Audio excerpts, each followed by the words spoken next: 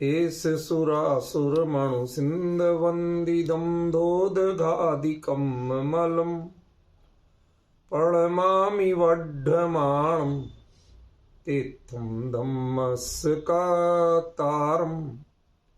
शेषे पुण्यतीर्थयरे ससौवसिद्धे विशुद्धस्वभावे समणे अणाणदंसन् चरित तव वीर्यायारे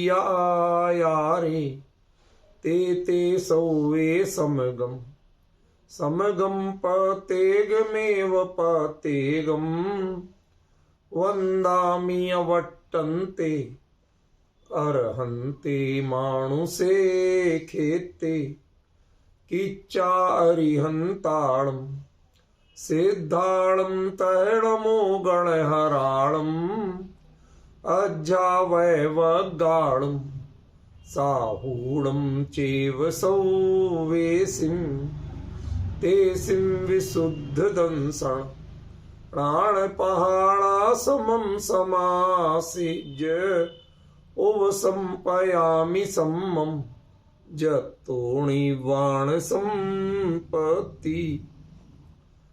प्रवचन सार परमागम ज्ञान तत्व प्रज्ञापन महाधिकार गाथा 39 पृष्ठ 69।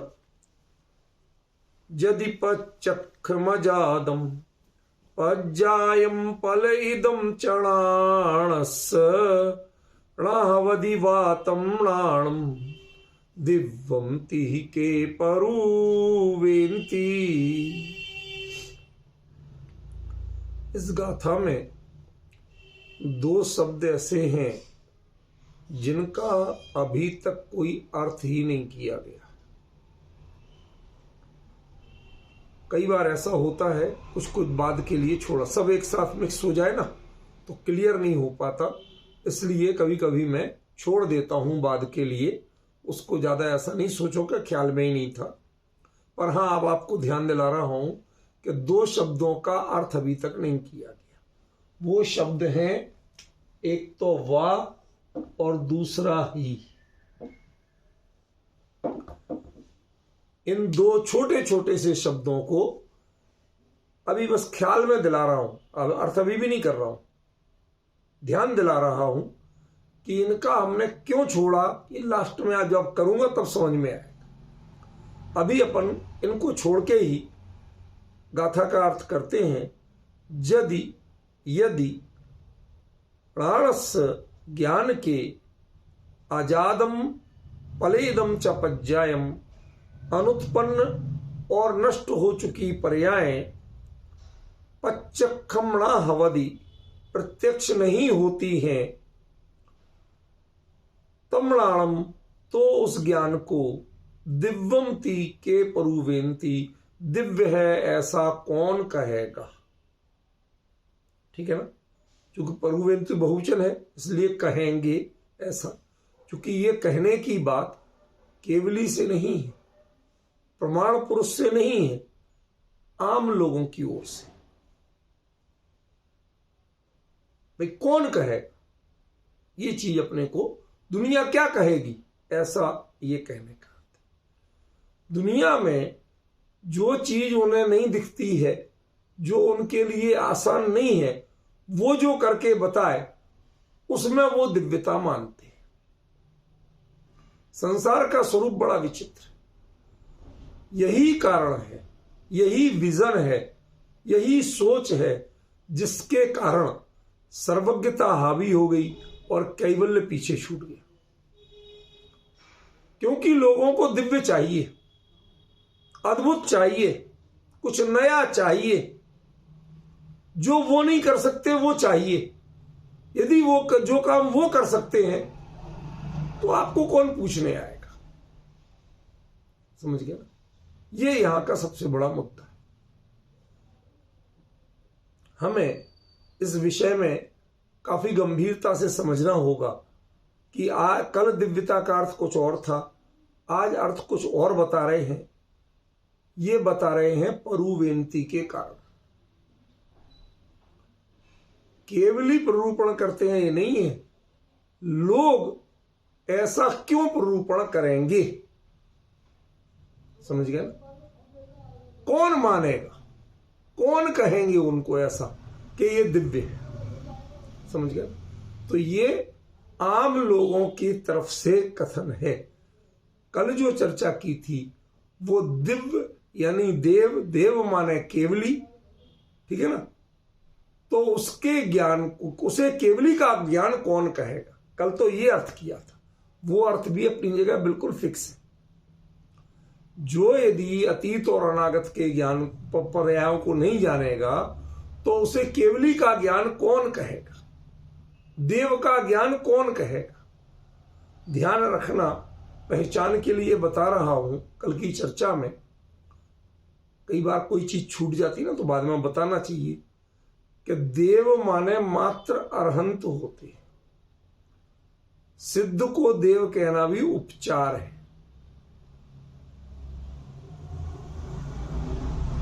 क्यों? सिद्धों से हमारा कोई प्रयोजन सिद्ध नहीं होता। अरहंत से प्रयोजन, दर्शन और प्रवचन, ये दो प्रयोजन। जिन शासन में व्यवहार की भूमिका में दो सबसे बड़े कारण माने गए जिसके कारण हम किसी को पूजे, एक देखने से समझ में आए और जो देखने से समझ में नहीं आए वो उनके वचन सुनने से समझ में आए।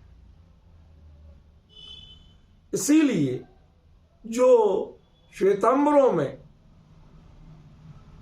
मान्यता कर दी कि उनका सब स्वरूप ही ऐसा हो जाता है, ठीक नहीं।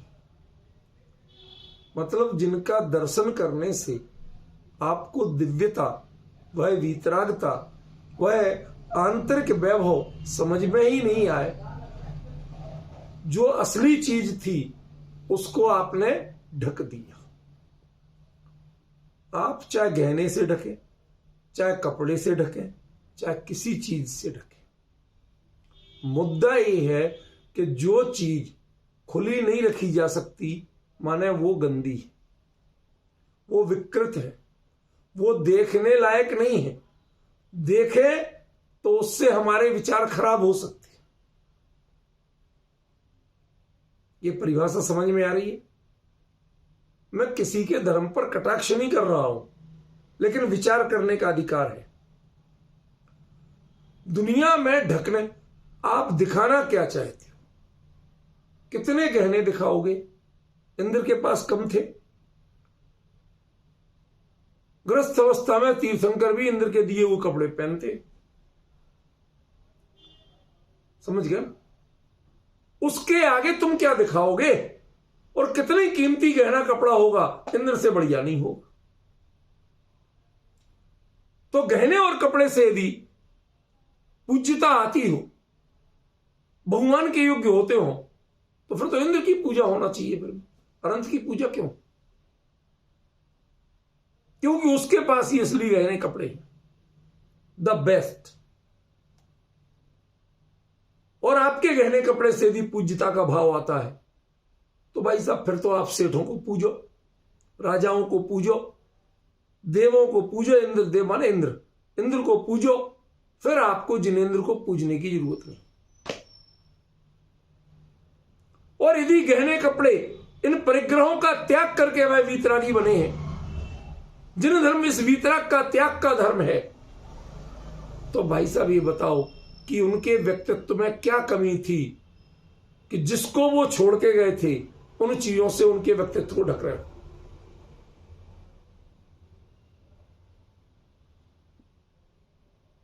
कई बार होता है कि जो अपनी कपड़े जो होते हैं ना,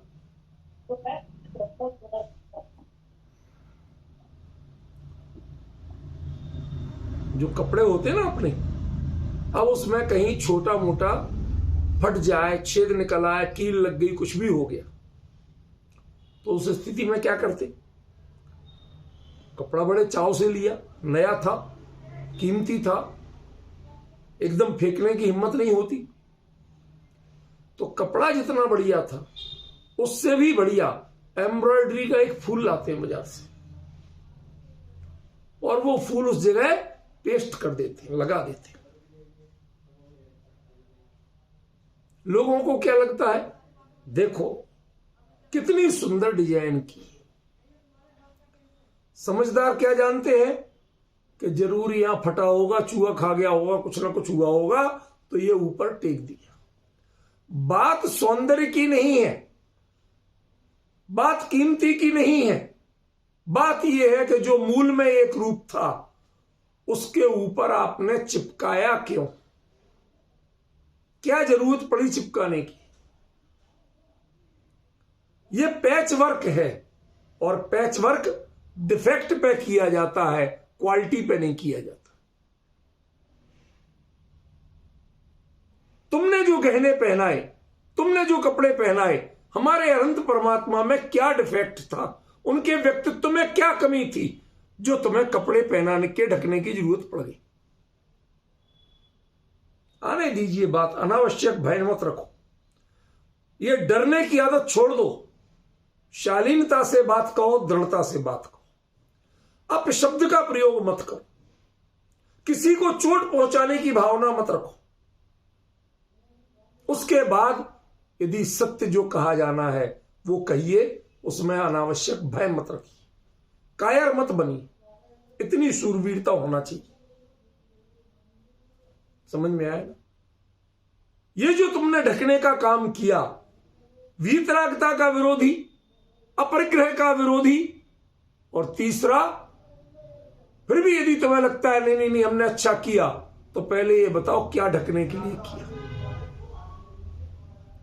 तुम्हें वीतरागी अनंत परमात्मा के परमोदारिक देह में, अंतर्मुखी मुद्रा में क्या चीज खराब लग रही थी जो तुमने अंतर्मुखी मुद्रा बदली, बहिर्मुखी बना दी? जो जिनबिंब तोड़ तोड़ के बनते हो उसमें एक चीज जोड़ी तुमने। सच कह रहा हूं कि झूठ? ऊपर में आप तो जानते हो ना, सच है क्या गलत? आंखें हमेशा ऊपर से जड़ी जाती। श्वेतांबरों में कभी भी मूर्ति में आंखें खुली बनी हुई नहीं आती। और पता है ये क्यों होगा? वो बनवा सकते हैं, कोई बड़ी बात नहीं, पर ये जड़ने की बात क्यों आई?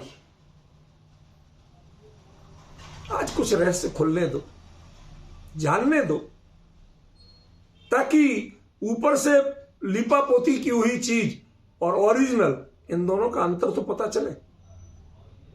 आप सोचो, जो लाखों रुपए मूर्ति बनवाने को दे सकते हैं, वो मूर्ति की आंखें खुली नहीं बनवा सकते। वो क्यों ऊपर से चिपकाएंगे? असल में ये एक बहुत बड़ा छल का गेम है। प्राचीन कोई भी श्वेतांबर आमनाय की मूर्ति थी नहीं, थी ही नहीं। अब आपके लिए दिखाना थी कि हम भी पुराने हैं, तो पुरानी दिगंबर मूर्तियां लेके, अब वो तो बनी बनाई थी, आग जैसी बनी थी, अब आप कैसे बनाओगे? कोई कारीगर कैसे बनाएगा? समझ गए ना? इसलिए आंखें उनने चिपकाई। मूर्ति का सर्टिफिकेट ले लेते हैं, हाँ ये प्राचीन है, और उसके बाद में वो चिपका देते हैं, और चिपकाने के बाद कहते हैं देखो ले तो श्वेतांबर प्रतिमा है और इतनी प्राचीन है ये सर्टिफिकेट। मात्र इस छल के लिए, वरना जब पूरी मूर्ति बनवाते हो आप तो आंखें भी नहीं, तो क्या है, पुराने की जड़ी हुई और आपकी बनी हुई दो तरह की आंखें हो जाएगी। तो जो आज की बन सकती थी उनमें भी आप जड़ते हो। इसलिए मैंने कहा कि ये सुनियोजित छल है, और इसका मैं प्रत्यक्षदर्शी हूं। ओपन चैलेंज करता हूं, ओपन चैलेंज। यदि इतनी सी भी बहस की तो अपने मंदिर से हाथ धोगे, मेरे पास प्रमाण है। समझे ना? इसलिए हमें समझना होगा कि जब तुम पूरी मूर्ति बना सकते हो तो आंखें खुली क्यों नहीं बनाते हो? आंखें क्यों चिपकाते हो बाद में? मात्र वो जो पहले आपने अपने बना रखे हैं, और वो मूर्तियां थी सब दिगंबर, और उनको आपने जड़ जड़ के बनाया श्वेतांबर। अब वो परिपाटी होगी। अब नई यदि आंख बनी हुई बनाओगे खुली हुई वाली, तो आपकी पहचान में नहीं आएगी सब। फिर कहेंगे वो हटा के देखो असली कैसी थी। ये समस्या नहीं आए, इसके लिए ये आंख जड़ने का काम करते हैं। समझ गए? और जो गहने कपड़े हैं, इनकी तो महिमा ही निराली है, इनकी बातें मत करो। क्या क्या आप नहीं करते हो, आपको पता ही नहीं। शुद्ध विधि यदि कहीं है तो मात्र दिगंबर 13 पंथामनाएं में, और कहीं नहीं। जो वीतराग जिनबिंब के अनुरूप कैसा व्यवहार करना चाहिए, कैसी विधि करना चाहिए, वो मात्र दिगंबर जैन जानते हैं। 13 पंथी कोई नहीं जानता।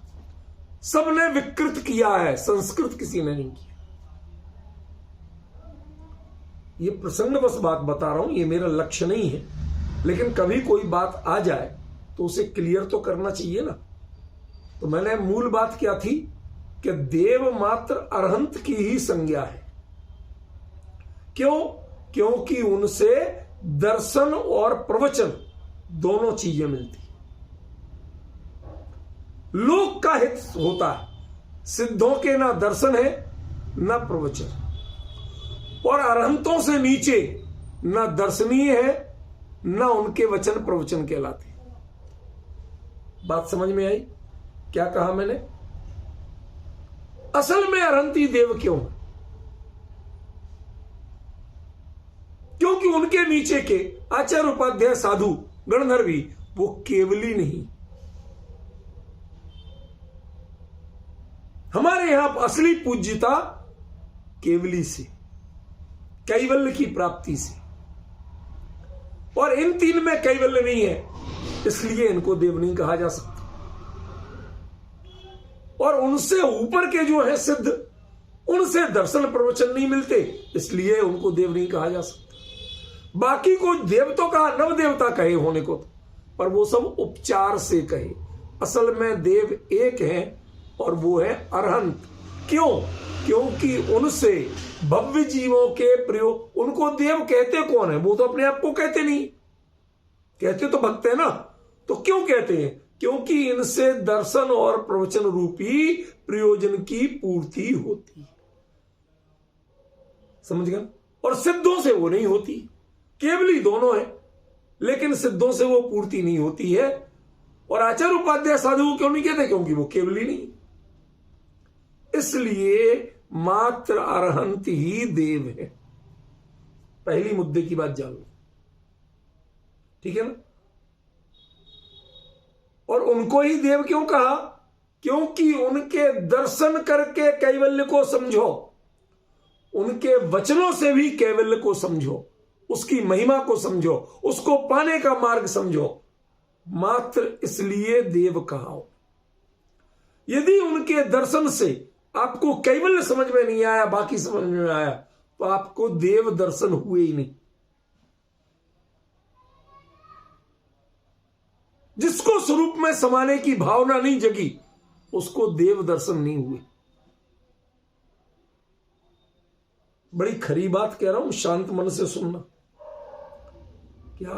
फिर से कहता हूं, जिसको वीतरागी बिंब के दर्शन करने से या समोसण आदि गंधकुटी में विराजमान साक्षात अनंत देव के दर्शन करने से, जिसको कैवल्य पाने की भावना, अपने स्वरूप में समाने की प्रबल भावना नहीं जगी, उस अंतर्मुखी मुद्रा को जो नहीं पहचान पाए, तो समझना उसे देव दर्शन हुए ही नहीं। चाहे चावल चढ़ाए हो, चाहे स्तुति पड़ी हो, चाहे प्रदक्षिणा दी हो, चाहे प्रक्षाल पूजन, कितने कुछ किया, बाकी विधियां तो दूर, उससे तो दर्शन ही नहीं हुए। और दर्शन के बिना कोई विधि होती नहीं। सचिन, तेरे प्रक्षाल पूजन सब बेकार गए, पूरा घाटे में, समझा? जिसने कैवल्य को नहीं समझा और जिसने कैवल्य की भावना नहीं भाई, नहीं पहचान पाया, उसको देव दर्शन नहीं हुए। हमने प्रवचन सुने और सब तो समझ में आया, क्षयोपशम उसकी वृद्धि हुई, लेकिन कैवल्य पाने की कला समझ में नहीं आ पाई, तो प्रवचन भी नहीं हुए। समझ गए? इसलिए दर्शन और प्रवचन, इन दो प्रयोजनों की पूर्ति के लिए, और इन दोनों की से प्रयोजन पूर्ति किसकी करना है? ये तो माध्यम है। कैवल्य पाने की भावना, कैवल्य को पहचानने की शक्ति, वो पूर्ति करना। वो जो करे उसको देव दर्शन सार्थक है, उसके लिए देव देव है, बाकी के लिए तो देव देव ही नहीं है, ना उसको देव दर्शन हुए। बेसिक चीज ख्याल में आ गई। अब यहां आचार्य कह रहे हैं कि दिव्यम ही ते के परुवेंती।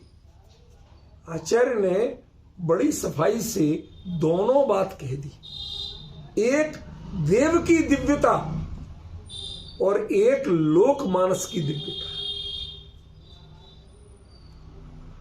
लोक को जो उसके पास है उसमें दिव्यता नजर नहीं आती। खोटी कहावत चलती है, पराई थाली का भात मीठा लगता है। जो अपने घर में तेरी थाली में परोसा गया, कभी दावत में बैठो, समझ गए ना, और बगल वाले के पास इसका लड्डू थोड़ा बड़ा है, मेरा थोड़ा छोटा है, दिमाग घूमता रहता है, खाने का मजा चला जाता है, समझ गए? स्वाद फीका पड़ जाता है।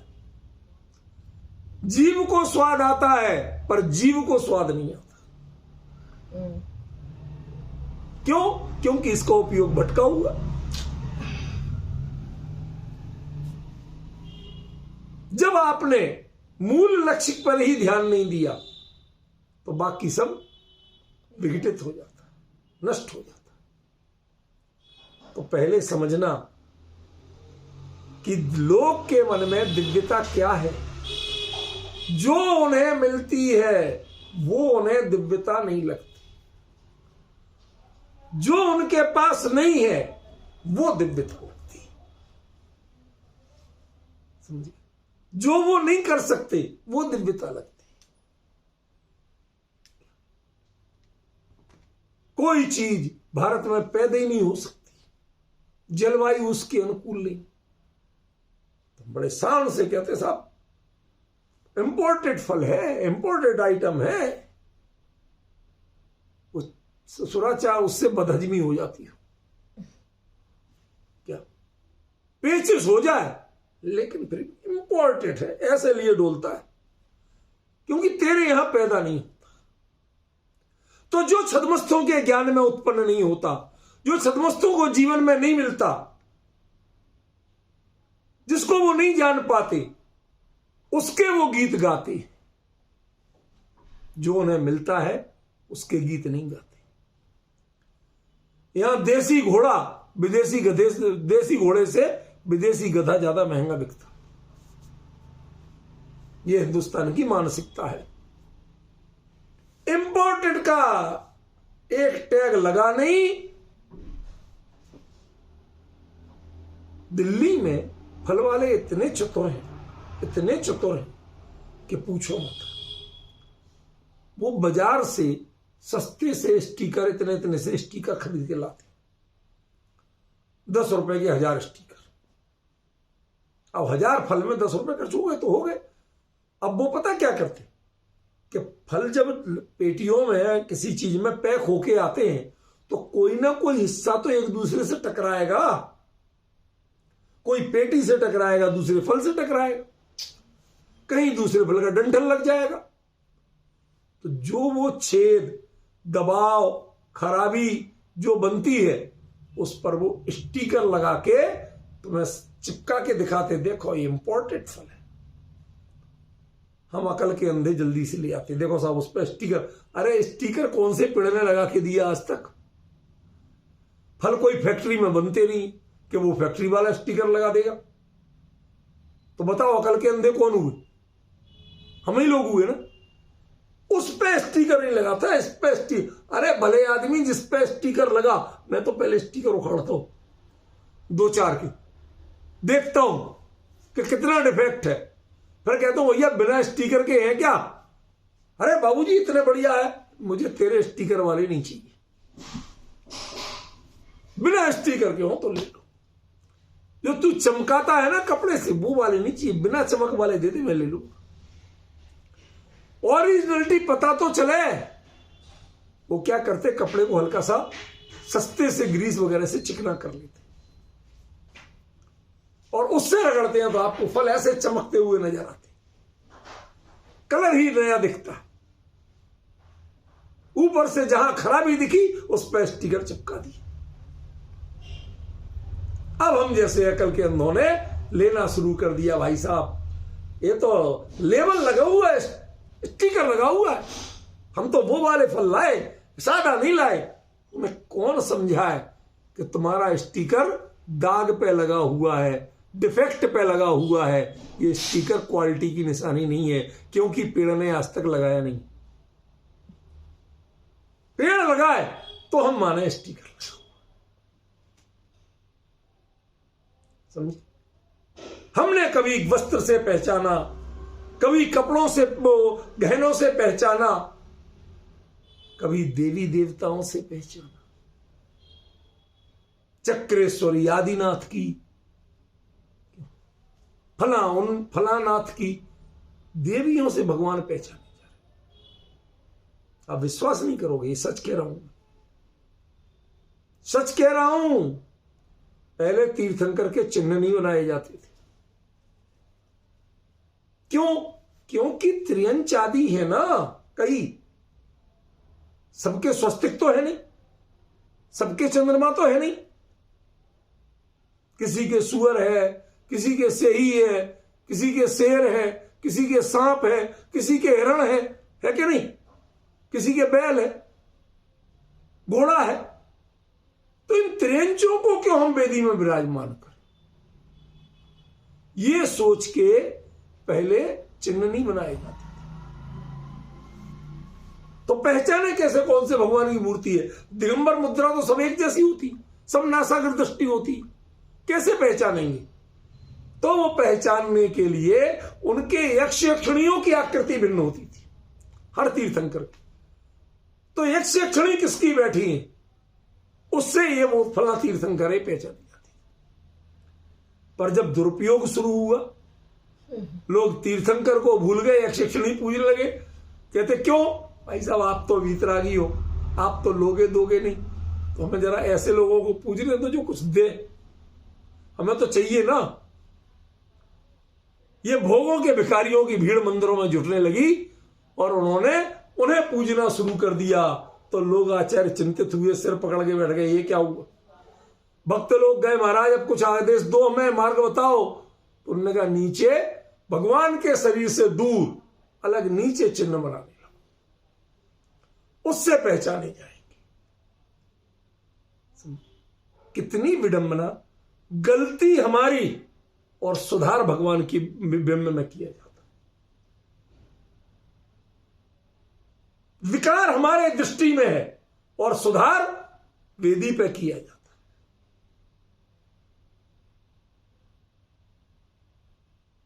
समझ रहे हो कुछ क्या कह रहा हूं? आज कुछ जानकारियां एक्स्ट्रा दे रहा हूं। यह हमारे सदमस्तों की दृष्टि का खोट है कि हम दिव्यता किसको कहते हैं? कुछ नया हो, कुछ अटपटा हो।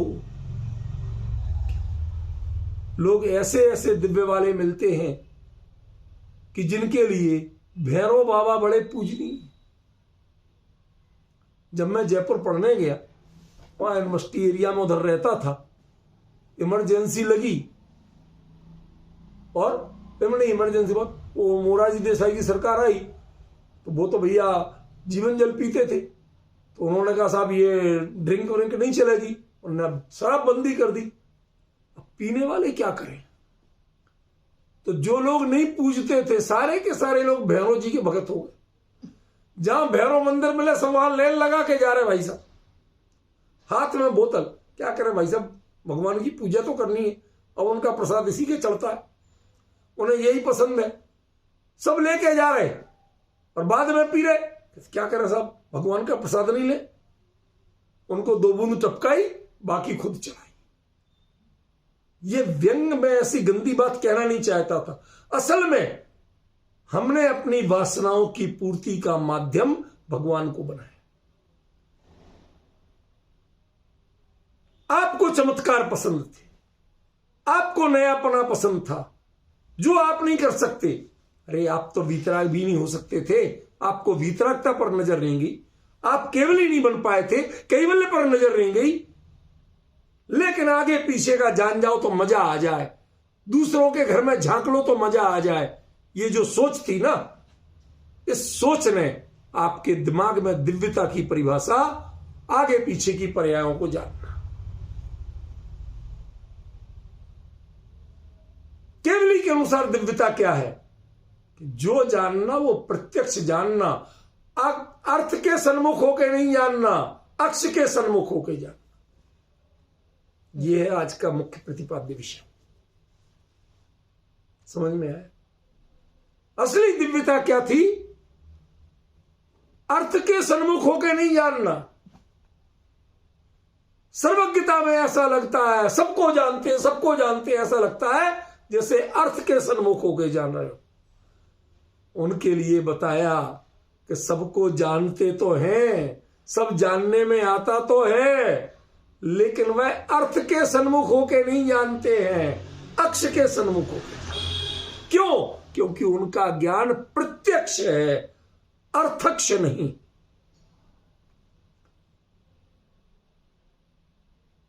वो अर्थ के प्रति फोकस नहीं करते हैं, वो अक्ष यानी आत्मा के प्रति फोकस करते हैं। ये जिन शासन का महत्व कब समझोगे आप? इसकी बारीकी कब समझोगे आप? ये एवरेज बातें करते रहोगे, एवरेज अर्थ करते रहोगे, तो मूल चीज हमेशा छूट जाएगी। मैंने दोनों अर्थ किए, लेकिन एक अर्थ अपने आप बता रहा है कि वो अर्थ इन्फेक्टेड है, उसमें वायरस घुसा हुआ।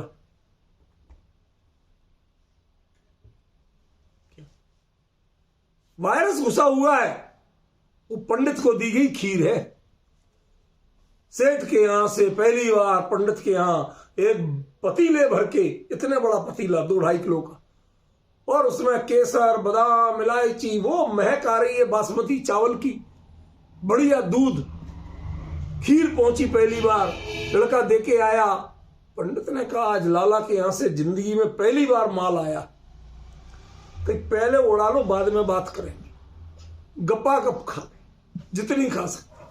जब थोड़ी डकार आने को हुई तो पूछा कि बेटा चक्कर क्या है, तुम्हारे यहाँ का माल तो बहुत टेस्टी है, हम जानते थे सेठ हो बहुत बढ़िया बनता है, आज तक तो लाए नहीं, आज कैसे आ गए? तो क्या करें साहब, वो कुतिया जूठा कर गई थी, सो दे गया, माया को खाना नहीं था। यदि वो जूठा नहीं कर गई होती, अब बताओ क्या करें?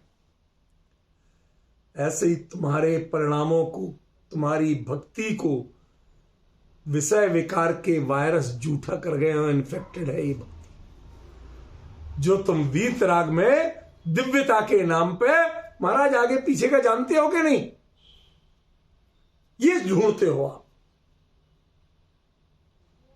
जबकि जिनेंद्र परमात्मा के व्यक्तित्व में फिट क्या बैठता है? केवली के व्यक्तित्व में दिव्यता क्या है? दिव्यता यह है कि तुम अर्थ के सन्मुख होके जानते हो अर्थ को, और वो लोकालोक को जानते हैं, लेकिन अक्ष के सन्मुख होके जानते हैं, अर्थ के सन्मुख होके नहीं जानते। यह है दिव्यता। अतीत और अनागत को जानते हैं, के लिए दिव्यता नहीं। अतीत और अनागत को जानते हैं, लेकिन सदमस्त जीव अर्थ के सन्मुख होके जानते हैं, और वीतरागी जिनेंद्र देव अक्ष के सन्मुख होके जानते।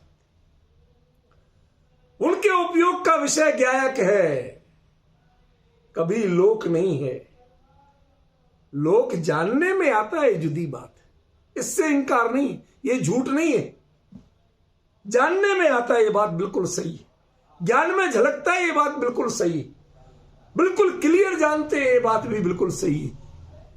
लेकिन एक शर्त ध्यान रखना, वो अक्ष के सन्मुख होके जानते हैं, अर्थ के सन्मुख होके नहीं जानते।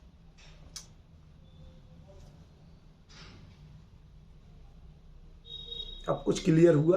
क्या कहना चाहते आचार्य? विषय पता तो चले कि क्या कहा जा रहा है, क्या नहीं कहा जा रहा है, पता तो चले। पता ही नहीं चलता, सुने जाते हैं अकेले। इसलिए मैंने स्टेप बाय स्टेप उसके सारे पक्ष बताए। जगत के जीवों को दिव्यता क्या है? किसी को भोग मिले तो दिव्यता है, कोई आगे पीछे का बता दे तो दिव्यता है। श्रीमद जी का जीवन चरित्र पढ़ा, उसमें दिव्यता अलग ही बताई है। कहते पहली बार लोगों के बीच में सभा जुड़ी बड़ी भारी, बड़े बड़े राजा वगैरह बैठे और उनके बीच में परीक्षण हुआ। एक एक करके 100 प्रश्न उनसे कहे गए, 100 वाक्य कहे गए, और उन्होंने लौट के उसी क्रम से 100 के 100 वाक्य सुना दिए। हाँ, गजब हो गया। अरे पर के बारे में तुमने रट्टाफिकेशन यदि कर भी लिया, चोपसम ने तुम्हारा चमत्कार दिखा भी दिया, तो जिन शासन में इसकी सड़े चने के बराबर भी कीमत नहीं। और हमें श्रीमद् जैसे तत्वज्ञानी आत्मज्ञानी का परिचय इससे दिया जाता है। जब जो लोग श्रीमद् जैसे महापुरुष का परिचय इस बात से देते हैं, तो हम छूटते ही कहते हैं तुम श्रीमद् को जानते तक नहीं हो, तुम्हें कुछ पता नहीं श्रीमद् क्या थे। जिसका लालच, जिसका मोह, जिसका पक्ष छोड़ के वो वीतराग धर्म में आए थे, तुम अभी तक उसी पक्ष पे खड़े। साइड पर्से का आहे आणि एक कॅरी बॅग का आहे आणि ते ब्लॅक छोटं बॅग सोडून घेतले की साबण ठेवायचं ते बॅग आहे आणि एक माझं ट्रॉली। पॉइंट समझ में आया कि नहीं आया? क्लियर हुआ? ये एक बड़ी भारी विडंबना है। आज जो कोई व्यक्ति सारे जीवन गायक की धुन लगाता रहे, सिखाता रहे, मोह नहीं करना सिखाता रहे, भले ही चाहे उपदेश में सही, उसके लिए सिर्फ और सिर्फ मोह का आडंबर हो तो क्या किया जाए? लोग जवाबदेही पूछें कि आपने उनसे मोह क्यों नहीं किया था, आप उनके लिए क्यों नहीं रोए थे, उनके पास क्यों नहीं गए थे? अरे भाई, ये कोई विवेकियों की बातें हैं? ये समझदारों की हरकतें हैं क्या? किस बात के लिए मोह किया जाए? क्यों जगाया जा रहा है मोह? क्या धर्म का मार्ग, वीतरागता का मार्ग, जिनवाणी की चर्चा, ये मोह जगाने के लिए है? यदि उस व्यक्ति ने मोह की तोड़ाने की, जिनवाणी की चर्चा की थी और सारे लोग उनके मोह में मर रहे हैं, तो इसका मतलब तो ना, या तो उसमें डिफेक्ट था या आप में डिफेक्ट, या तो आप सही समझे नहीं या उसने सही समझाया नहीं। अब तय करो आप क्या कहना चाहते, किस पे आरोप लगाना चाहते, तय करो। है हिम्मत तो तय करके बताओ मुझे, किसमें डिफेक्ट है? यदि आप में डिफेक्ट है वो तो चल गया, जिसमें डिफेक्ट है बेहतर है सुधार लो, सुधर जाओ, डिफेक्ट के काम बंद कर दो। समझ गए? ये देह और संयोग के गुणगान ये बंद कर दो।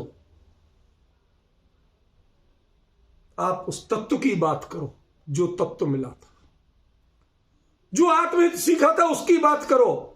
संयोग को छोड़ के स्वभाव की बात करो। वियोग भी तो संयोग का ही एक पक्ष है कि नहीं है भाई? जो संयोग है उसका वियोग तो होना ही था। वो तो उसी क्षण लिखा के लाया था जब उसका संयोग नाम पड़ा था, संयोग के रूप में आया था। उस क्षण ये तय था कि ये वियोग के लिए ही आया।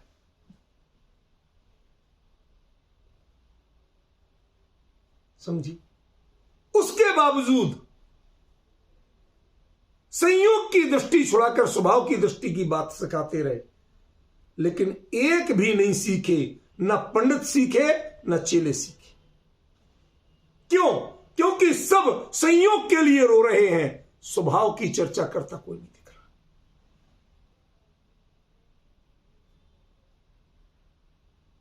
अरे जब आपत्ति काल हो तो पूंजी पकड़ते हैं कि छोड़ते हैं? क्यों? जेब कतरों की बात आए तो पैसे बाहर निकाल के रख देते हो कि ले जाओ भाई? नहीं करते ना। तो आपने अपनी पूंजी छोड़ी क्यों? या तो आपने पूंजी से माने नहीं था, स्वभाव की दृष्टि को, इसको पूंजी नहीं माना था, या तो पहले ये गलती स्वीकार करो। और यदि माना था तो आपने छोड़ी क्यों? आपको और मजबूती से उसे पकड़ना चाहिए था।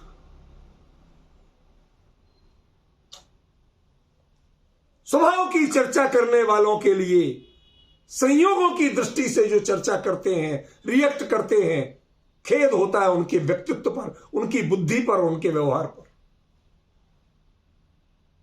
अरे क्षण भर को लगे तो लगे, लेकिन अब उसके लिए प्रोपोगेंडा जो बनाया जा रहा है, अतिरेकपूर्ण प्रचार जो किया जा रहा है, यह उचित नहीं। आप अधिक से अधिक उसके तत्व की चर्चा चलाओ, हम मंजूर करते। समझ में आया? पर ये रोने धोने, संयोग, हाय राम, ये सब चीजें शोभनीय नहीं। मैंने लिखा था एक दिन लिखूंगा कि यदि जन्मदिन भी कलंक है तो मरण कौन सा श्रृंगार है। दोनों की चर्चाएं नहीं होना चाहिए, दोनों की चिंताएं नहीं होना चाहिए, दोनों के बखान नहीं किए जाना चाहिए। एक संयोग था, एक दूसरा उसी का दूसरा पहलू है वियोग। होते हैं, लेकिन स्वभाव का ना संयोग होता ना वियोग होता।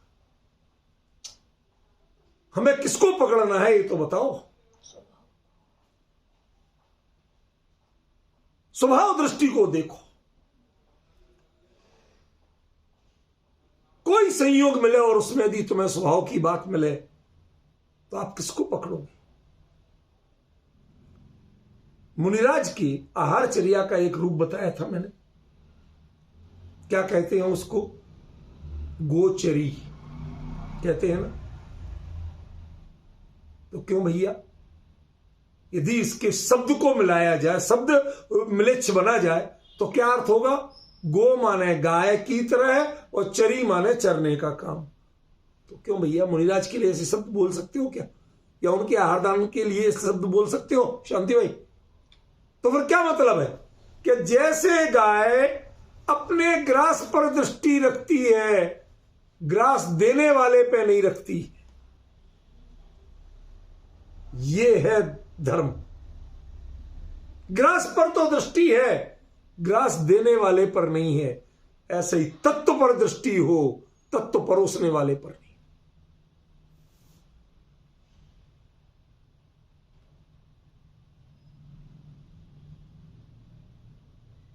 शिष्टाचार एक समय तक सीमा शोभा देता है।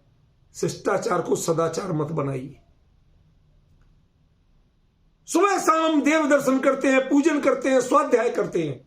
आपने सबकी जगह एक चीज लगा दी। कोई आपत्ति नहीं है उस व्यक्ति से। मुझे मेरा बड़ा प्रिय था, आत्मीय था। हम लोग निरंतर चर्चा करते थे। अक्सर पूछता था, भाई साहब ये बताओ, भाई साहब ये जानना।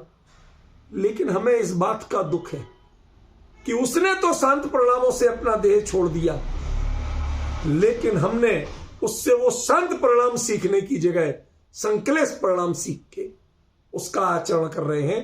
इस बात का मुझे दुख है। और जो तथाकथित विवेकी हैं और विवेक के ठेकेदार हैं, वो ये सब कर और करा रहे हैं। इस बात का मुझे दुख है। यह समझदारी नहीं है। बहुत टालने की सोच रहा था, नहीं कहूं, नहीं बोलूं, नहीं बोलूं। दिन भर में कम से कम 50 लोगों ने आज मेरे से कहा। कहते ले देखिए, एक आपसे आशा है कि आप खरी बोलना जानते हो और हिम्मत रखते हो, आप भी नहीं बोलोगे तो कौन बोलेगा। 5 लोगों ने बिल्कुल यही शब्द बोले रूपल बहन मेरे को। लेख देखिए, एक हिम्मत आज आपसे है, आशा आपसे है, और आप ही चुप्पी मार के बैठे हो। कौन बताएगा हमें सत्य। प्रकरण नहीं होते हुए भी बोलना पड़ा मुझे। बहुत देर टाला, बहुत देर टाला, आधे से अधिक समय तक तो उसी विषय पर रहा, पर फिर मन नहीं माना तो मुझे बोलना पड़ा। दिन भर से उनके फोन, उनके प्रश्न लिखे, कितने लिखे भरे पड़े, वो उनसे मन ऐसा कुरेद रहे थे, प्लीज एक बार तो बताओ, एक बार तो मार्गदर्शन करो, हमें क्या करना चाहिए, कैसे करना चाहिए।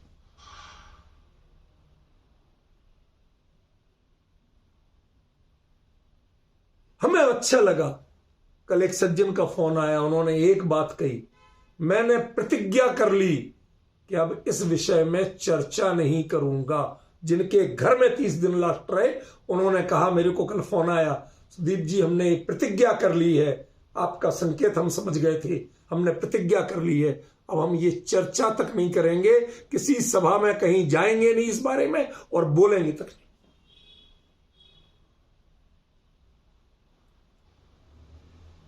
अब समझने की कोशिश कीजिए। आप हर बात को नेगेटिव वे में लेते हैं कि किसी को किसी से तकलीफ होगी, कोई किसी से चिढ़ता। अरे भाई, हमें इस मोह से तकलीफ है। यदि हम धर्म और तत्व ज्ञान के नाम पर, स्वभाव ज्ञायक की चर्चा के नाम पर और ज्ञायक की चर्चा करने वालों के नाम पर मोह का प्रसार बढ़ाएंगे तो क्या होगा नतीजा।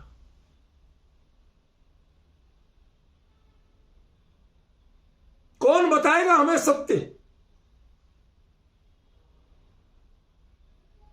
यदि ये तत्व का जो केंद्र है जिनवाणी और जिनवाणी की चर्चा करने वाले, यदि यही हमारे लिए परस्पर मोह का प्रतीक बन गए, तो वही होगा कि जैसे भोगी लोग वैसे संसार में भोग भोगते थे, और श्वेतांबरों ने भगवान को भी भोगी बना दिया। कपड़े पहनाओ, गहने पहनाओ, हाथ में कवला हार रखो, फूलों से श्रृंगार करो, पंचामृत करो, ये सब जो कर दिए, नतीजा क्या आएगा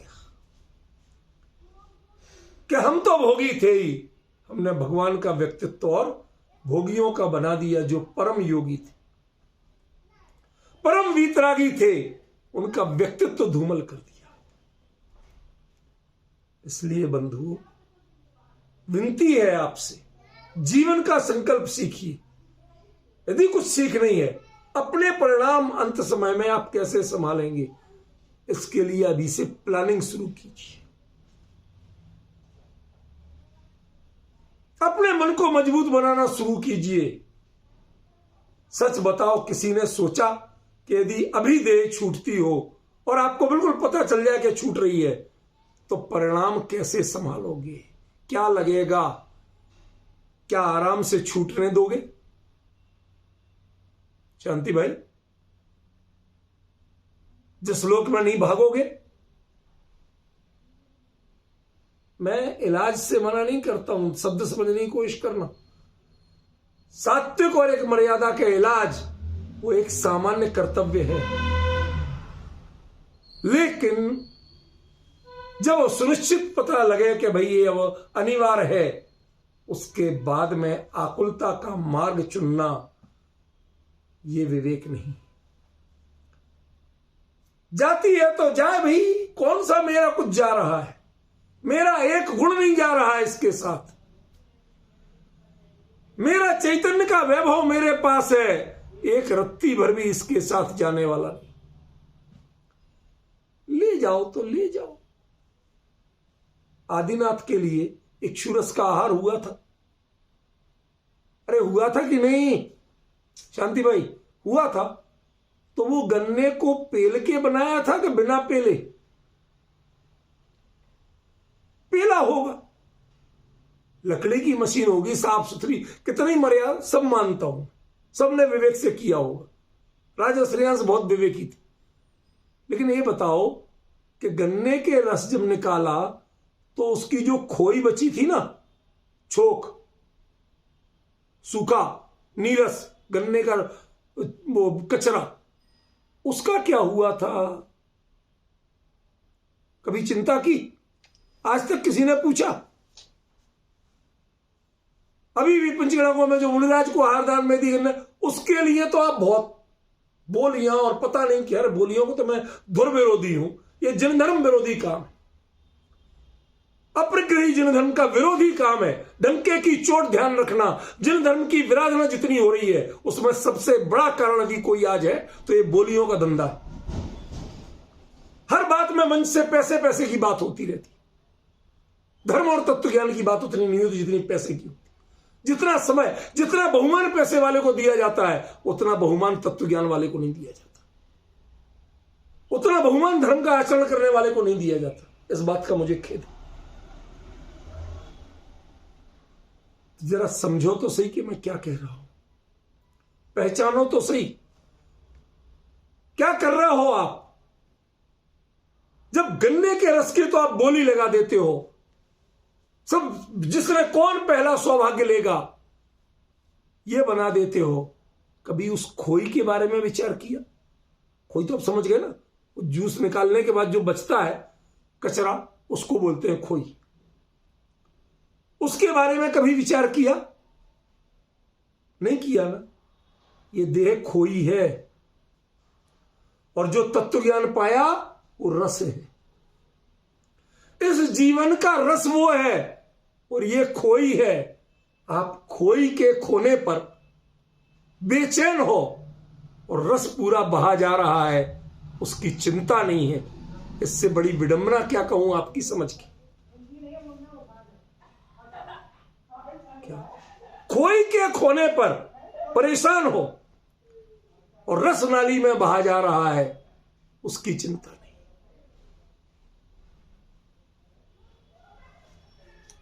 इसलिए भाई दिव्यता का स्वरूप पहचानो। क्या पर्याय अतीत है और क्या अनागत है, इसके चक्कर में मत पड़ो। ये देखो कि दोनों तरह की पर्यायें कैसे देख रहे हैं भगवान, कैसे जान रहे हैं। अर्थ की ओर देख के नहीं जान रहे हैं, स्वभाव की ओर देख के जान रहे। जानने में आ रही है, जान भी नहीं रहे।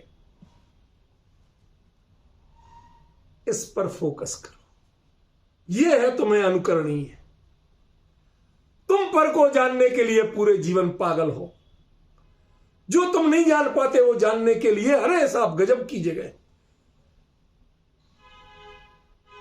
असली चीज आपने आज तक नहीं जानी, उसकी आपको चिंता नहीं। समझ रहे? इसलिए तुम दिव्य कहना शुरू करो। हम कहते हैं, लेकिन किसको प्ररूपण करना दिव्य? किसको दिव्य प्ररूपण करना?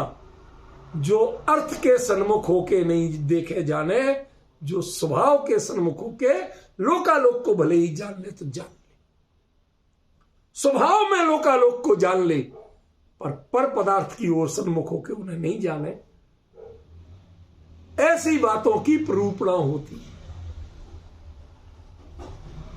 और जिसने पर के प्रति रुचि रखी उसकी भी प्ररूपणा होती है, दोनों की। हाँ, अरे गुणस्थान की यदि प्ररूपणा होगी तो उसमें मिथ्या तो गुणस्थान नहीं आएगा।